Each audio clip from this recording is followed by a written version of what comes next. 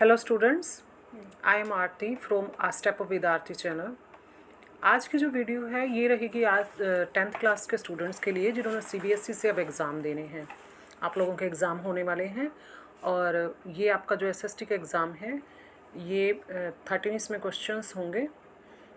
देखिए, आजकल बहुत सी वीडियोस आ रही हैं जिसमें बताया जाता है कि 5 मिनट पढ़ लो, 10 मिनट पढ़ लो, एक बार ये वीडियो देखो अच्छे मार्क्स आ जाएंगे।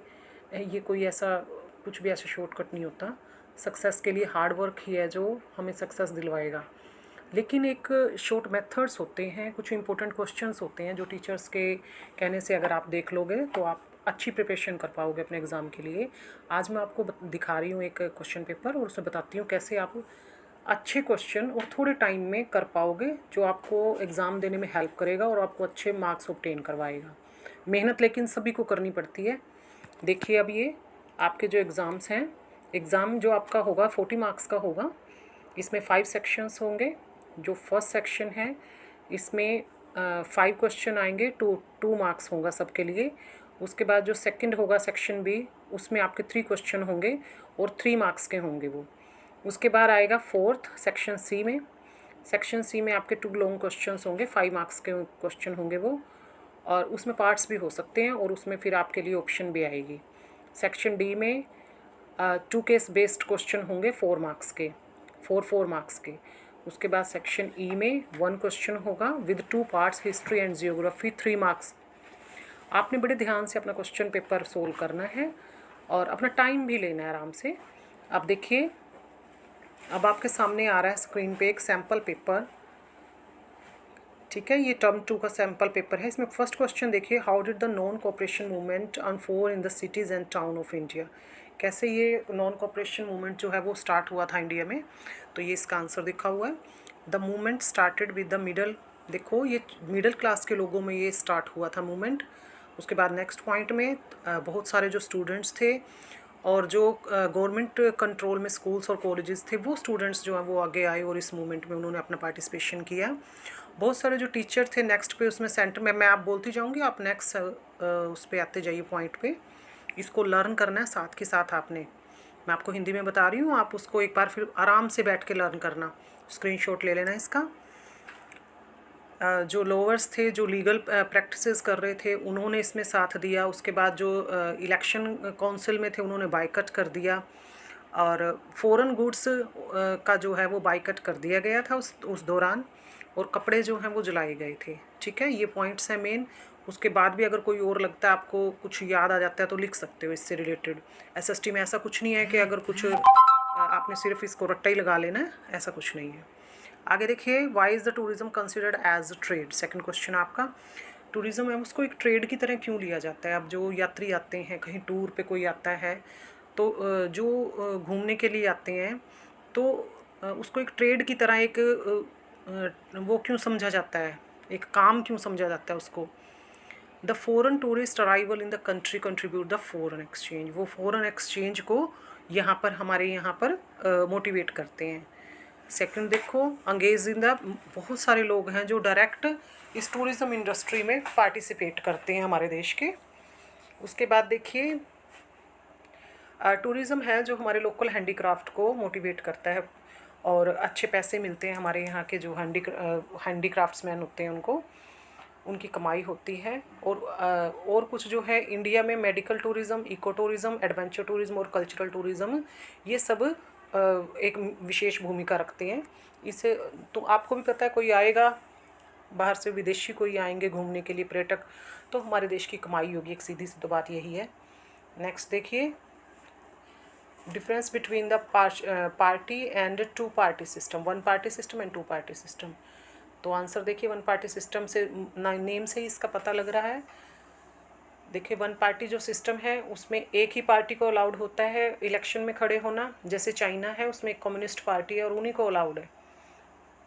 और इसमें 2 पार्टी सिस्टम का आंसर नहीं दिया गया, लेकिन 2 पार्टी सिस्टम में ये होता है कि एक से अधिक पार्टियां होती हैं और उनमें से फिर जो पीपल होते हैं वो उसको इलेक्ट करते हैं, जैसे हमारे देश में है। हमारे देश में और भी जिनमें जहाँ भी डेमोक्रेसी है वहाँ यही सिस्टम है। चाइना का तो ये है कि डेमोक्रेसी ही नहीं है कि एक ही पार्टी है उसी को वोट दो, ये डेमोक्रेसी है ही नहीं। ये तो डिक्टेटरशिप हो गई। आगे देखो, state of role of the reserve bank of India. अब हमने बताना है कि रिजर्व बैंक ऑफ इंडिया का क्या रोल है। रिजर्व बैंक इंडिया आपको पता है हमारे देश का जो सेंट्रल बैंक होता है वो रिजर्व बैंक होता है। ये जो है ये सारे के सारे जितने भी बैंक होते हैं उन पे कंट्रोल रखता है। इसके फर्स्ट पॉइंट में देखिए, करेंसी नोट जो है वो इसी के बिहाफ पे चलते हैं। सेंट्रल गवर्नमेंट आरबीआई के द्वारा ही जो हमारी करेंसी है वो इसी सामने आती है, इन्हीं के द्वारा चलाई जाती है। उसके बाद ये फंक्शन को, लोन के फंक्शन को और सोर्सेज को सुपरवाइज करते हैं। और नेक्स्ट है थर्ड पॉइंट कि RBI monitors the bank actually the maintain cash balance. RBI check करता है जो भी बैंक्स होते हैं उनके सही प्रॉपर उनके जो बैलेंस होता है, कैश होता है, उस सबको वो चेक करता है।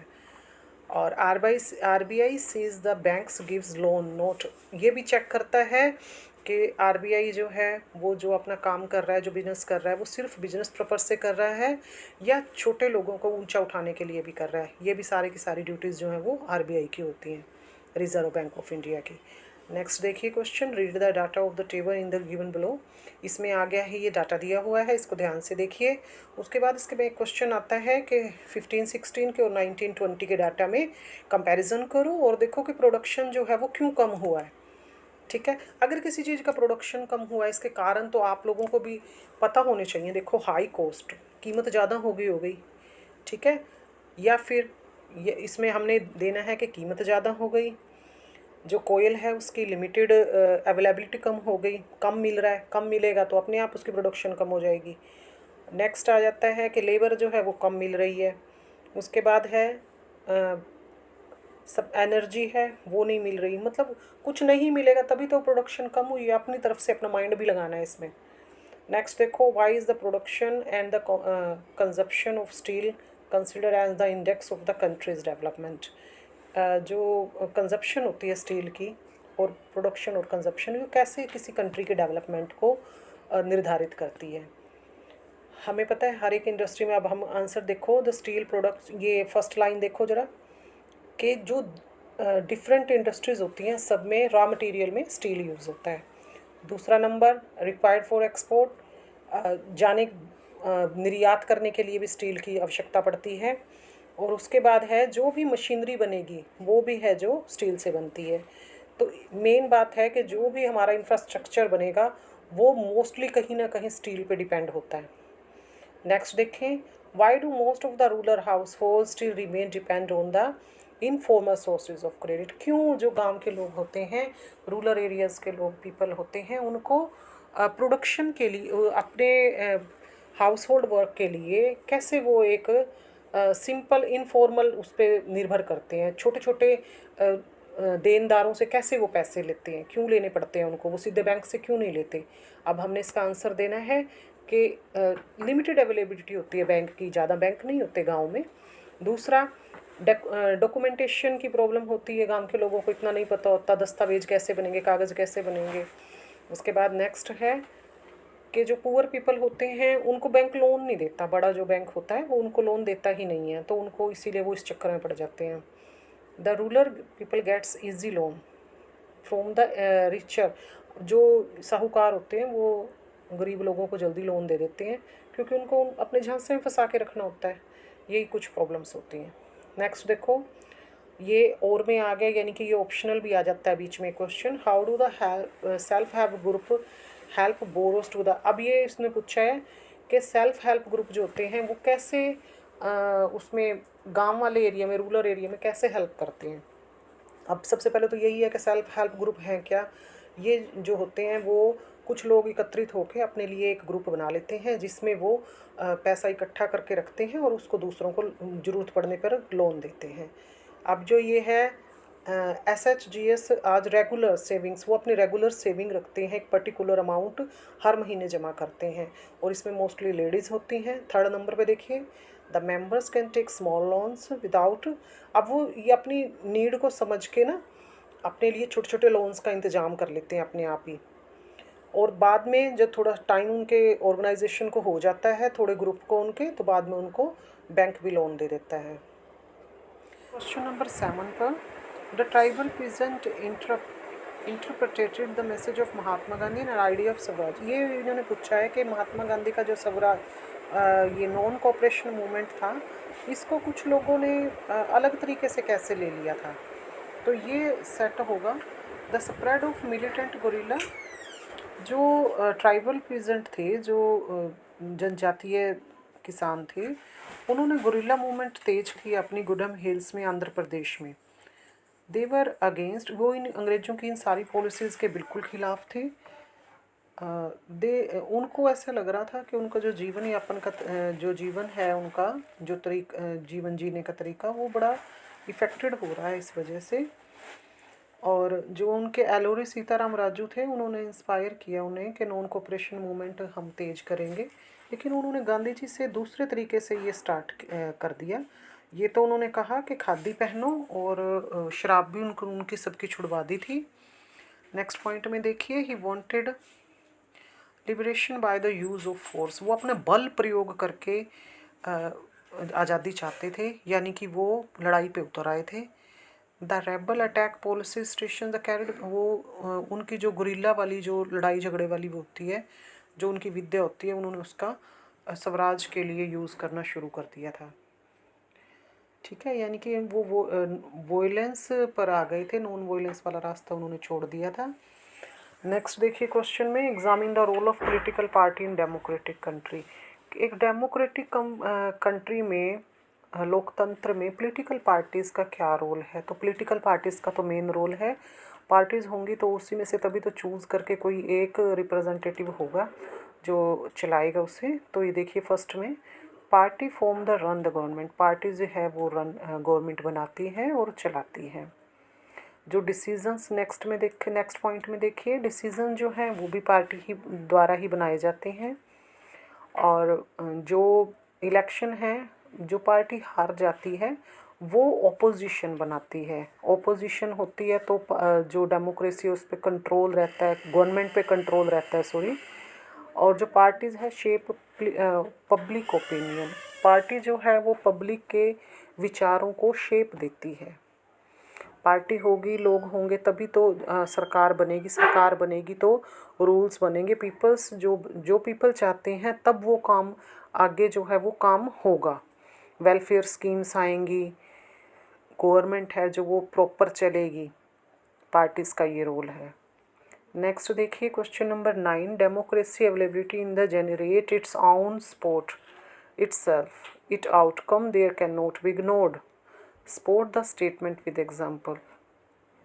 कि डेमोक्रेसी जो है वो खुद अपने को सपोर्ट करती है और इसको इग्नोर नहीं किया जा सकता। सपोर्ट द स्टेटमेंट, हमने बस डेमोक्रेसी के बारे में ही बताना है।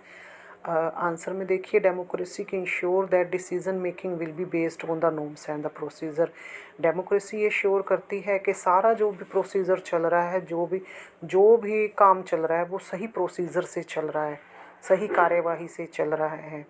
एवरी सिटीज़न, जो भी हर एक व्यक्ति को, हर एक नागरिक को ये अधिकार है कि वो डिसीज़न मेकिंग के प्रोसेस को जाने।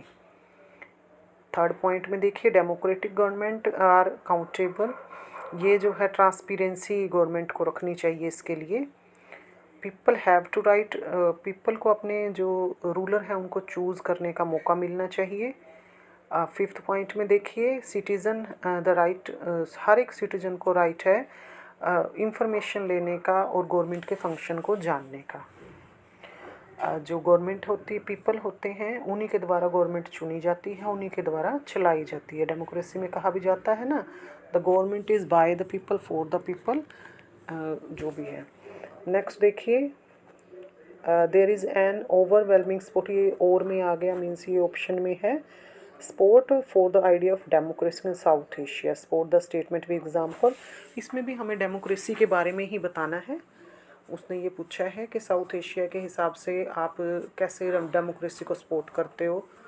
Support the statement with example, example भी देना पड़ेगा इसमें। आंसर देखिए फर्स्ट में, democratic government is people arms government. ये पहले वाला ही पॉइंट आ गया जो पहले वाले क्वेश्चन में था। South Asia won't democratic right for people. Country want to elect their representative by themselves. Country यही चाहती है कि वो अपने जो रिप्रेजेंटेटिव हैं उनको खुद चूज़ करे। और उसके बाद सोशल डाइवर्सिटी को प्रमोट करती है democracy. Democracy is based idea of discussion. Democracy जो है वो बेस्ड होती है आपस में सलाह मशवरे से, क्वेश्चनिंग से, बातचीत पे। इस सब पे डेमोक्रेसी बेस्ड होती है। इंडिया, नेपाल, बांग्लादेश, श्रीलंका, पाकिस्तान, यहाँ की ये इन्होंने एग्जांपल दे दिया हमने यहाँ पे कि ये सब जो कंट्रीज़ हैं इनमें डेमोक्रेटिक गवर्नमेंट है। अब क्वेश्चन नंबर 10 पे आए। Examine the role of information technology and the stimulating the process of the globalization. हमने अब बताना है टेक्नोलॉजी का क्या रोल है ग्लोबलाइजेशन में। ग्लोबलाइजेशन मतलब विश्वीकरण, वैश्वीकरण। द टेक्नोलॉजी आंसर देखिए, technology has been changing rapidly. Change हो रही है डे बाय डे टेक्नोलॉजी। बहुत सी जो नेक्स्ट सेकंड पॉइंट में देखिए, टेलीकम्युनिकेशन फैसिलिटीज़ जो हैं वो काफ़ी ज़्यादा फैली हुई हैं। मोबाइल फ़ोन्स, फैक्स, ये सब कुछ फैल गया है। इससे have to communicate from remote area, इधर उधर से भी आप बात कर सकते हैं। सैटेलाइट कम्युनिकेशन डिवाइस जो हैं वो बहुत सारे डेवलप हो चुके हैं। कंप्यूटर जो है वो हर एक फील्ड में, एक्टिविटी में इस टाइम आगे है, तो कंप्यूटर के साथ सब कुछ ऑपरेट हो सकता है। और नेक्स्ट देखिए, इलेक्ट्रॉनिक मेल एंड टॉक, ये सब बिल्कुल छोटे से मिनिमम पैसों के साथ भी हम ये जो है इनका कोई कम से कम खर्चे में ये अब यूज़ कर सकते हैं, मेल वगैरह भेज सकते हैं। Has played a major role in the spreading out the production of service across country. तो सारे देशों में ये आराम से बातचीत करने का एक जरिया बन चुका है। अब नेक्स्ट देखिए, assess the impact of globalization on India and its people. क्या इसका प्रभाव पड़ रहा है वैश्वीकरण का इंडिया के ऊपर। इंडिया के ऊपर या कोई भी अंडर डेवलप कंट्री है तो इसका क्या प्रभाव पड़ रहा है वो बताना है हमने। Globalization has resulted in more choice for the consumer. कोई भी उपभोक्ता है उसके लिए ये ग्लोबलाइजेशन एक बहुत बड़ी चॉइस शो कर रहा है। ज़्यादा चॉइसेस हो जाती हैं एक कंज्यूमर के पास। This has improve the standard of living. Standard of living को ये बढ़ा देता है। और जो MNCs हैं, मल्टीनेशनल कंपनीज़ हैं, वो हम दूसरे देशों में आके अपने इन्वेस्टमेंट करती हैं। Cellphones, automobiles, electronic, soft drink वगैरह इन चीज़ों की वो वहाँ पर प्रोडक्शन स्टार्ट करती हैं और उन्हीं देशों में बेचती हैं। इससे काफ़ी फ़ायदा होता है। न्यू जॉब्स जो हैं वो क्रिएट होती हैं, न्यू जॉब्स। और MNC में जो रॉ मटेरियल सप्लाई होता है वो भी देश का जाता है, तो उससे इनकम जनरेट होती है। सम लोकल कंपनीज़, वो जो कुछ लोकल कंपनीज़ होती हैं उनकी भी टेक्नोलॉजी और जो मेथड हैं उनको वो अडॉप्ट कर लेते हैं। वो दूसरे देशों से लाते हैं, दूसरे देशों से मशीनरी आती है, दूसरे देशों से टेक्नोलॉजी ली जाती है। इससे ग्लोबलाइजेशन से काफ़ी इसका बेनिफिट होता है। और ग्लोबलाइजेशन, ये 7th पॉइंट में देखिए, एनेबल सम लार्ज कंपनी, जो बड़ी बड़ी कंपनियां होती हैं उनको भी ग्लोबलाइजेशन से बहुत ज़्यादा लाभ होता है, क्योंकि बाहर से लोग जो हैं वो एम्प्लॉयज़ भी बाहर से आ जाते हैं, जो साइंटिस्ट हैं वो बाहर से आ जाते हैं, या हमारे यहाँ के साइंटिस्ट बाहर चले जाते हैं। द कंपनीज प्रोवाइड सर्विसेज जो हैं वो बेनिफिटेड फ्रॉम ग्लोबलाइजेशन। कंपनीज़ को बड़ा फ़ायदा होता है इन सर्विसेज से। और जो लेबर के लॉज होते हैं उसमें फ्लेक्सिबिलिटी आ जाती है, कोई कहीं पे भी जाके काम कर सकता है। इस तरह ये कुछ एक्सपेंशन अनऑर्गेनाइज्ड सेक्टर और जो कंपटीशन है वो भी काफ़ी अच्छा बढ़ जाता है। ये हमारा 10th क्वेश्चन है। अब आगे 11th question, give the right text answer the flowing question. देखिए इतना बड़ा पैसेज है, इसको मैं अब यहाँ से पढ़ूंगी नहीं, आप आराम से देखिए, इसका स्क्रीनशॉट लीजिए और इसको पढ़ना आराम से। ये साउथ अफ्रीका के सत्याग्रह के बारे में है। ये सत्याग्रह का क्या था, और प्योर सोल फोर्स था वो सत्याग्रह, मतलब सत्य के लिए आग्रह करना। और ये नॉन वॉयलेंस एक्टिविटी थी, ये गांधी जी ने स्टार्ट किया था। आप इसे आराम से पढ़िए और अब नीचे इसके क्वेश्चन पे आइए। Why did Gandhi ji consider non violence as the supreme dharma. क्यों वो मानते थे कि नॉन वॉयलेंस, अहिंसा का जो है वो परम धर्म है। क्योंकि अब आंसर में देखो, इसको पढ़ लोगे थोड़ा सा तो आइडिया हो जाएगा, लेकिन एनसीईआरटी का आपने चैप्टर पढ़ रखा है, आपको पता है। Gandhi ji adopted non violence as the philosophy and idea ways of life. उनको लगता था कि उनके जीवन का एक धारणा ही यही थी, उनका जीवन का आधार था ये। अकॉर्डिंग टू हिम, उनके हिसाब से नॉन वायलेंस जो है वो किसी वीक व्यक्ति का वेपन नहीं है, हथियार नहीं है, बल्कि नॉन वायलेंस है, ये एक बहुत बड़ा हथियार है और इसे सबको ट्राई करना चाहिए। How was the Gandhi ji satyagraha taken by the people who believed in his philosophy? कैसे उन्होंने लिया जो उनकी फिलोसफी में बिलीव करते थे। A satyagrahi does not inflict pain on the adversary. जो उनके जो भी पथ पे चलने वाले थे, उनको जो मानने वाले थे, उन्होंने किसी को भी कोई परेशानी नहीं दी, कोई पेन नहीं दिया। सिख हिज डिस्ट्रक्शंस, उन्होंने किसी को कोई कहीं विनाश नहीं किया। उनके जो सत्याग्रह था उसमें कोई इल विल नहीं थी, कोई बुरी भावना नहीं थी। Why was Gandhi satyagraha considered as a noble way of the resist? क्यों कहा जाता है ये हमने रेसिस्ट इनजस्टिस, अन्याय के खिलाफ आवाज़ उठाने का यही सबसे अच्छा साधन क्यों माना जाता है? नॉन वॉयलेंस या satyagraha. One could win the battle through non violence. Answer में देखिए, एक व्यक्ति नॉन वॉयलेंस से एक बड़ी जंग भी जीत सकता है, आराम से कह के, सख्त आराम से, प्यार से, लेकिन सख्त तरीके से, ऐसे दृढ़ निश्चय के साथ एक जंग भी जीत सकता है। People include and the observer had to procedure to see the truth. लोग जो हैं वो इसमें इन्वॉल्व भी होते हैं और वो सच को देखते हैं। उनको ये लगता है कि जीवन जीने का सबसे सच्चा तरीका है। अब नेक्स्ट पैसेज देखिए, पैसेज बहुत बड़ा है, इसमें भी डिफरेंट मीन ऑफ कम्युनिकेशन, अर्थ के ऊपर मीन्स ऑफ कम्युनिकेशन के बारे में है ये भी। इसका क्वेश्चन आता है, examine the role of Indian postal network.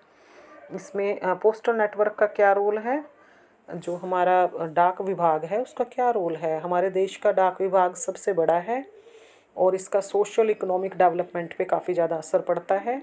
इससे फैसिलिटीज़ क्या क्या इसकी फैसिलिटी होती हैं, speed post, business post, registered post, ordinary post, ये सारी की सारी जो हैं ये इसके काम हैं, इसकी फैसिलिटीज़ हैं इंडियन पोस्टल की। नेक्स्ट देखो, between the mass communication and personal communication, इनके बारे, इन दोनों में हमें वो बताना है, भेद बताना है।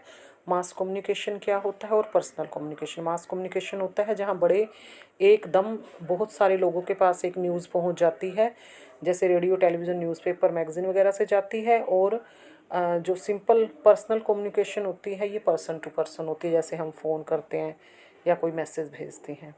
आगे देखो, analysis the significance of the communication of the nation.